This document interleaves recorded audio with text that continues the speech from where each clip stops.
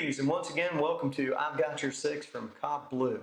First of all, remember, if you like our videos, make sure to follow it and subscribe and comment. We really appreciate when you come out and comment. As a matter of fact, we're going to offer some free t-shirts to the best comments. We'll get back to that again later. So, as we always do, we start with a quote from Marcus Aurelius, and we'll let you draw from this what you draw from it as you watch the video. Run down the list of those who felt intense anger at something. The most famous, the most unfortunate, the most hated, the most whatever. Where's it all now? Smoke, dust, legend, or not even a legend? Think of all examples and how trivial the things we want so passionately are. So, as time passes, we think, God, I gotta have this, I gotta have this. Gotta have it. And then we realize, hey, it's not that important. Speaking of that, I got a famous guy here with me today, a retired professional baseball player, Orlando Hudson. And how many different teams did you play for? 5, I think. 5? Could be wrong, but I think it's 5. Which is 5 more than I ever played. Yeah. Which is cool. So many kids dream of being a professional athlete. Yeah. And you just got to live your dream. That just must have been just a wonderful thing. It's definitely been a blessing. Say that again. It's definitely been a blessing. Not an expectation, but a blessing. I love that. Staying humble. That's just a great thing. That's a great thing. Yep. So as we get started here, I just wanted to, ask my first question of you, which is just, tell us a little bit about yourself. Well, Chief, first of all, appreciate you having me on the show. Oh, yeah. Thank you so much for having me. Small town boy, right here from Darlington, born and raised right out there in Mechanicsville, and parents of Marcus and May Hudson, and got an older brother, Andre, younger sister, Eulandria. She lives in Jacksonville, and my brother's a high school coach here at Darlington High, and playing baseball, basketball, football, growing up and all through high school, and went to Spartanburg Methodist for 2 years. After my dad told me to play no more football, my dream was to go to South Carolina and play with them. And for football and baseball, my dad was like, nah, that football stuff over with. We sticking with baseball. So worked out, and then I ended up getting drafted in 1998 and signed with the Toronto Blue Jays, my first team, and ended up spending my first 4 years in the league there. And then that's when I moved on to my next 3 years. I got traded to Arizona Diamondbacks, who I work in the front office for now. And after there, broke my wrist and had a 6-year deal laid out on the table. Broke my wrist against the Atlanta Braves. Me and Brian McCann had a collision. They took that deal off the table. Ended up signing late spring training the next February with the Dodgers, and spent a year there, a year with Minnesota after that, and then San Diego. Yeah. Wow. So kind of, from a town of 6,300 to going to cities of millions. Yes. Unbelievable. Wow, I bet that was... It was a great experience, especially going to Toronto, another culture, another country, with so many hotbeds of different nationalities and, ethnic background. It was unbelievable. I had a chance to, for my kids to enjoy that, my family, they really enjoyed that, though, those years there. It was special, man. And Toronto, it opened my eyes, and it makes you look back at life and be like, well, back in South Carolina, black and white ain't joining forces together like that. And you go to Toronto, you got Asians and blacks, you got Asians and whites, you got whites and blacks, you got Russians and blacks. I mean, it's unbelievable. A lot of people miss that. I've been to Toronto, and there's a huge Russian population in Toronto. Huge Russian population. Huge Russian, huge Jamaican. It's unbelievable. It's certainly a melting pot city. Yes, it is. Beautiful. I love Toronto. I thought it was great. It was the most laid back big city I've ever been to. Yes, you hit it right on the nose. Oh yeah, it's a beautiful New York. Oh yeah. Well, actually, when I was there, we actually got with the water patrol guys. We actually went out on their boats. Me and the old Chief Jay Cox. I know you remember. Yeah, I remember Jay Cox. And I got to go out on the lake, and it was. I mean, I liked it. Toronto Police Department's great. Yeah, they're great. They were very, very friendly, very, very hospitable. So, how does it feel, being a small town guy from such a small area to just have such a huge amount of influence with people? Because I know you got a lot of fans, and I'm sure even though you're retired now for a little while, you still have a lot of fans. But just your word and what you say, people kind of hang on it. So how does that make you feel? It makes you feel good. It does. Having an influence and causing what you do with it. Because God has everybody in a position to do exactly what they're supposed to do for the building of his kingdom. Sure. But now if I misuse my influence, then what kind of guy am I? You know? Absolutely. But obviously, 100% not going to agree with what you say. All you want to do is grasp, my uncle told me, all you want to do is grasp that 90%, because you can have that 5% that says, I'll forget it, the other 5% just want to be hard-headed, you know? So my thing is to live. If I'm going to tell it the way it's supposed to be, I too must live it also, right? Sure. So with me having an influential voice, it definitely takes a lot of praying. Definitely takes a lot of you have to trust Jesus first of all. Have to, because he got you in this position. If you think you're gonna do this by yourself, then you'll find yourself hung out to dry. Absolutely, I agree with that 100%. Yeah, hung out to dry. So it definitely feels good where you can just when kids look up to you and they ask certain questions. And my first thing to a kid, of course they want to be a professional athlete. Sure. And I like, but how about your grades? Mm-hmm. You know what I'm saying? And the parents like, see, but supposed to say how about your grades, and I said you get mad, and he said it's okay. Right. But that's understandable. But so it definitely does feel good. And I know sometimes having a voice, it can also get rubbed the wrong way. People can take it like, oh, now he think he's all that. Exactly. Nah, but I agree with that. But being honest, and that's Truth one thing hurts. I can definitely say about you is you're honest. Not in a necessarily a hurtful or a mean way, but No. you're very honest, and that's Yes. to me that's very refreshing. I wish that there were a certain group of people that we could get to be honest all the time. And Exactly. we won't call their names, politicians. We won't call them names. But anyway, moving on, because I could talk about politics just All day. on and on and on. So I know you've been asked about this, and I know you've given some pretty pointed answers on how you feel about this. So my question to you is what are your thoughts on this rioting stuff that's going on with Antifa and Black Lives Matter and things like that? I mean, I know you had some very pointed things to say about it in a speech that you gave recently, and I just tell me how it is, Ben. I have no problem with it. We as have a right to protest. Sure. Whether you black, white, Asian, green, purple, or orange, you have a right to protest. But for my Black Lives Matter, yeah, I agree with some things they do, of course. Okay. We got some things that we see police brutality. We see the jobs, the opportunity jobs are less for. Now, when I say mine, I'm referring to African Americans, to blacks. So I see the jobs of mine, of my African American brothers and sisters are diminished. There are less. And even in America being looked at, if you are not of the upper echelon, you are pretty much, as an African American, you are beneath everything else. You in America, a dog is looked at better than myself. That dog is more important than I am. And that just didn't start today or yesterday or George Floyd, Breonna Taylor.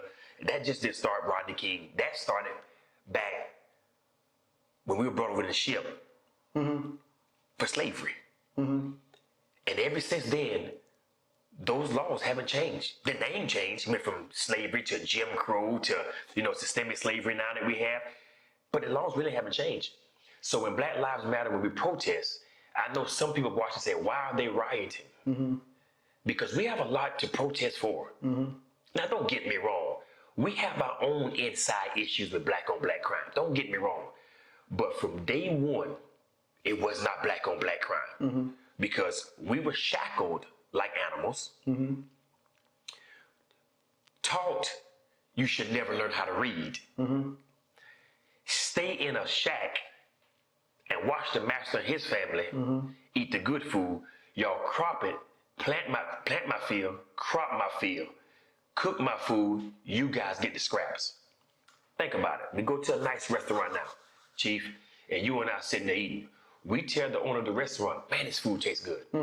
Nobody never walks to the back and tell them the food tastes good. 95% of the time, it's African Americans cooking, right? So then now, we got all these jobs that are cut short of my people. And I'm not saying my people, I'm talking about African Americans now. So we look at it. A white guy can spend 12 years in prison. I can have a PhD degree. He would get a chance at the job before I will. We have no CEOs because the number's short. We are less in CEOs. We're less in management. Now, if you go to Popeyes, Burger King, I promise you, we are more than Popeyes and Burger King managers. We're more than that. Okay. We are very smart. To me, we're the smartest people on the face of this earth. Black people are. And I'm not disrespecting anybody, and definitely not disrespecting you, right? So I'm just talking, Right. and telling you how I feel. So when my Black Lives Matter protests, we have a lot to protest for. Okay. Because we are seen as less than in America. Okay. And in God's eye, he said he made every man equal. Mm-hmm. So what gives another race a right to tell me that we can't have such and such type of job? When your money says, in God we trust. Okay. When your national anthem says, justice for all, which we know it ain't justice for all. Well, let me just say this. Come on. My issue from a standpoint of a law enforcement officer would be, and I'm retired, I don't do that anymore, but would be, okay, I don't have any issue whatsoever with someone who is peacefully protesting. Yes, no issue. None whatsoever. None whatsoever. Okay, and this is, I read Gandhi, Yeah. which I think is, God, what can you say about this guy? I know, right? Here's a guy who had the audacity to be a lawyer in South Africa, in a very, very tough time. Tough time. Tough time. That takes a great deal of personal courage. Yes.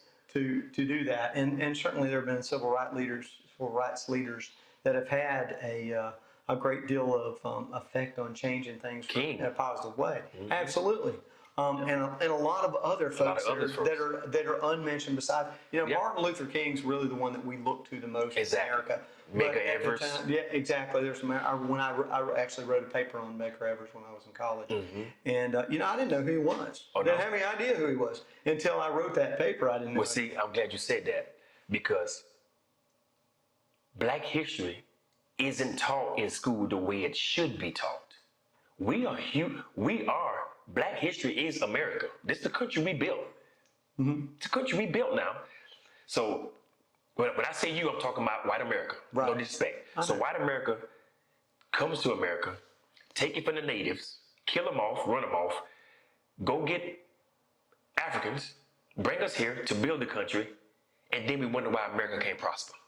Well, think about that, Chief. I think that there's definitely a lot of, I was in the Middle East for a number of years. Yes. And certainly I can tell you that there's some conflicts that have been going on for forever. Centuries. And I don't think that we're at this point in our country that it's a conflict that cannot be resolved.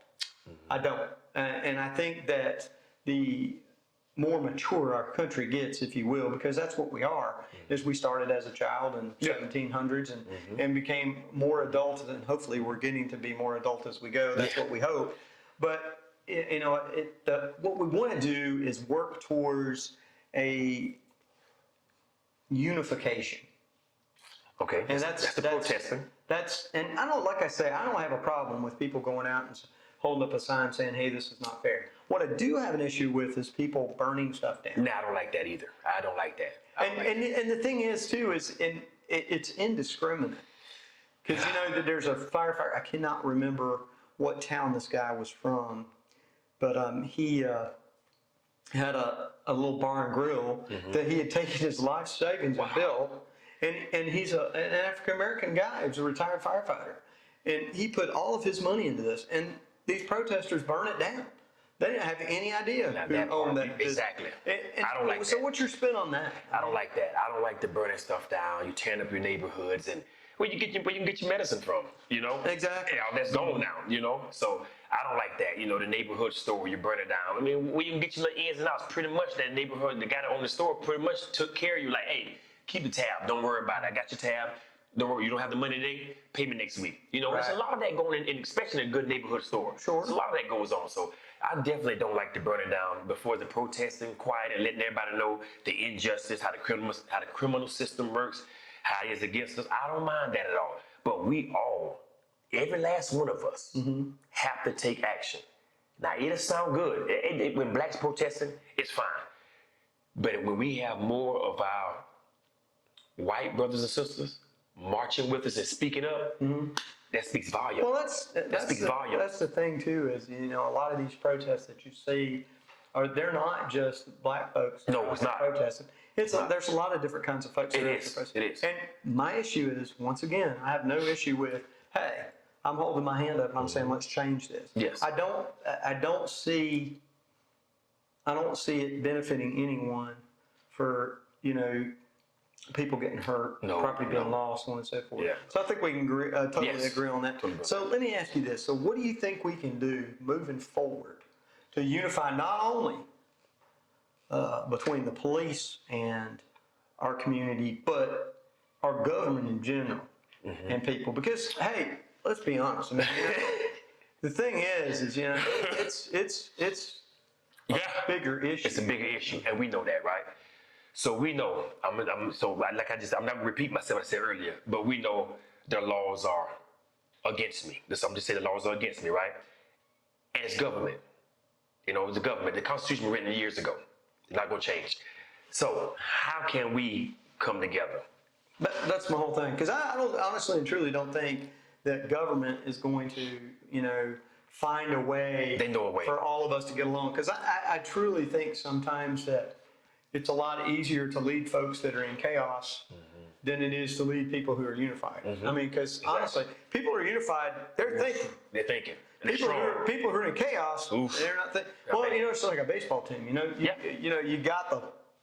you lose the locker room if you're a coach. You lose the locker room, you're gonna lose games on game day. Yes. So, you know, what do you think?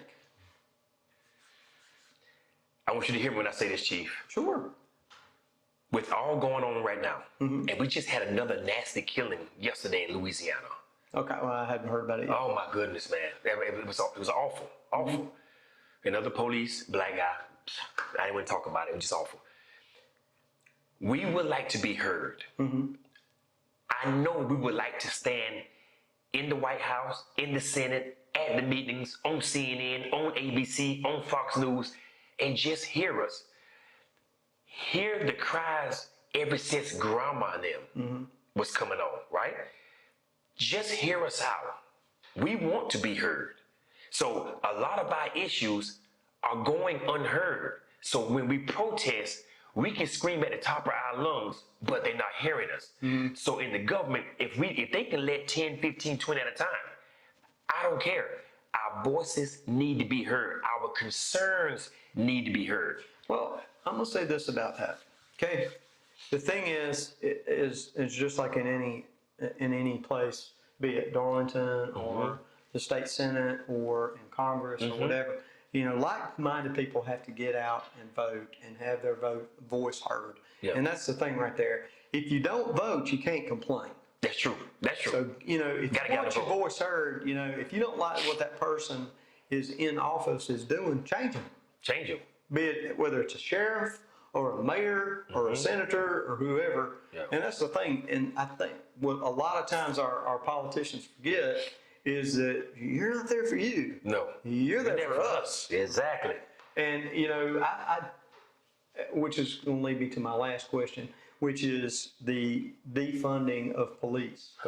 So, I mean, and me and you both know that's ludicrous. That ain't gonna work. So how do we fix that problem? And I know you've been all, you know, you're kind of like I am. You kind of been all over the world, and you know, you've met different policemen from different countries. Trust me. Yeah. I've been some places. I know you don't want to mess with. No. Period. I don't care who you are. But the thing is, you know, what are your thoughts on that? I just want to hear. Chief, we can't be we cannot be defunding the police. I want the police. If I call the police, I don't want little Chris and little John come and say, "Oh man, Orlando, you in trouble. We got him." No. We need some guy. We need the police. You know, so we can't defund the police. Better training. Yep. Definitely better pay. Yep. Because remember now, you guys were putting your life on the line for us. Yep. Right? Taking the bullet. Supposed to take a bullet for us. Right?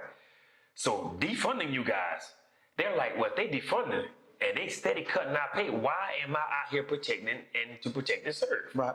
So of course, if that happens, it's going to be more of a mess than what we have going on now. Right. So I think definitely better. It's not like the money's not there. Just don't say that. Oh, I'm sure it is. The money is there. So It's just a matter of what you're going to spend it on. Exactly. So if you could spend on a $5,000 state house dinner plate for 40 of the special guests in the upper echelon, 40 times 5,000. Come on now. You know, some of that money can go towards our police department. You know, so we can't defund them. I don't agree with that. We might as well go and throw that out the window. That just ain't gonna happen. It's not plausible. You can't do that. We'll lose everything we have if you don't defund the police. So, but moving forward, us and the police, I think better conversation between police and public. I think chiefs of every town, chiefs of state, the national chief of police, however you call it, whatever you guys will go through, I think they have to be held accountable for things that should be implemented, things that should be done. But when you see things like the killings and things like, okay, he just suspended with on leave with pay, that makes people angry. And to be honest with you, not just black people now. Mm-hmm. You got some white folks who are angry with the way killings going on too, right? Mm-hmm. So we can't defund the police. We have to have better training. We have to. I think there should be policemen, when they put policemen in, spend more time at school systems. They should. They should spend more time at, practicing in school. If you get pulled over, if you get stopped, if this happens, if that happens, this is the way it should be done. So when kids get out and they're driving, they say, you know what? If Mr. Steve pulled me over, this is what he should be doing because I just had a class and I know that Chief Watson taught us this in class. Mm-hmm. Why is Mr. Steve doing this when he pulled me over? This ain't right. Mm-hmm. So I think, there's a lot of things, there's a lot of common ground we can come to if we want to do it. Well, that's the thing too, and it's, people kill me. They really do. Well, that's the way it is. You can satisfy everybody. And I agree with that. It just, the thing is people have to understand that everybody, if you're on a traffic stop, for instance, and you disagree with why you got pulled over, well, guarantee you, and I know here locally, if you get pulled over, you're going to be on body camera video. Oh, yeah. You're probably on car camera video too. And if you disagree with it, then, hey, hold your P's and Q's there. And when the traffic stop's over, you get your ticket or your warning or whatever it is you get, and, take it up to the chief or whatever supervisor you speak to and say, hey, I have an issue with this. I'd like to see the video and let the officer play it. I can remember having a gentleman come in and he swore up and down that he had not run a stop sign, called the officer a liar on the traffic stop. And, the particular officer, I knew the area he was working. I knew he was running video on that stop sign, and the guy ran right through it, but he didn't believe it. And I said, well, look, I tell you what. I said, you come back tomorrow and I'll show you the video. And if you didn't run that stop sign, I'll eat my hat. Literally. And we bring him in the next day and we show him the video, and he ain't even hesitated. He didn't even hesitate to stop. He just blew right through it. And when he watched it, he was like, golly, I guess I did. And the thing about it is, when he came in, or when he thought about it at that time, well, I know I didn't do this. Why even argue with him? Yeah, why even argue? You can't. Don't even argue. You got body cam. Don't even argue. Don't. That's what that camera is there for. And if that officer doesn't have that camera on, then that officer is responsible for why they didn't have it camera on. And there will be punitive action for that, and he or she will be held accountable. Yeah, got to be held accountable. And that's one of the things. I think a lot of officers should be held, because every police officer is not a bad person. No, and just like every black person is not a criminal. Exactly. And that's just, that's the nature of the beast where it's being looked at right now. It's just crazy. But with all going on, you kind of sit back, you say, dang, this going on, that going on. Well, I see Chief Watson over here, man, and Mr. Steve just pulled me over. I don't like Chief Watson either, but he never met you. Yep. He automatically grouped you with that guy. Yep. And the things that going on makes all the officers look bad. I agree. It really does. And it's gruesome. It's terrible. So that's why I think we can definitely come to common ground, because Black Lives Matter and the protesters on a quiet protest need to be heard, honestly. Well, I don't have any problem with anybody need to be heard at all. I think we can agree on that 100%. Yes, but for defund the police, no chance. Well, I don't think that has a chance. I pray not. Just because we all want there to be peace on earth doesn't mean we shouldn't have a standing military. Yeah. I mean, I'd love for there to be peace on earth. I know, right? But Jesus already said it wasn't going to be peace until you come back. That's exactly right. And, we're always going to have to be prepared to defend ourselves. Always. Look, this has been a very interesting conversation. It's Man, been great. I really appreciate you. Knowing you a long appreciate it, time, brother. I know you're Yes, a great sir. guy, and Appreciate I it, appreciate you. Big fan Thank you. when you play baseball, and big fan of what you're trying to do with our youth and our community now. So. Appreciate it. Well, thank you once again for tuning in to CopBLUE's I've Got Your Six. Remember to follow us and like us or subscribe to our channel. And the most important thing you can do every day is hit that clock and go home safe. So thanks again for Orlando Thank you Hudson, for inviting me. and we'll see you guys again soon.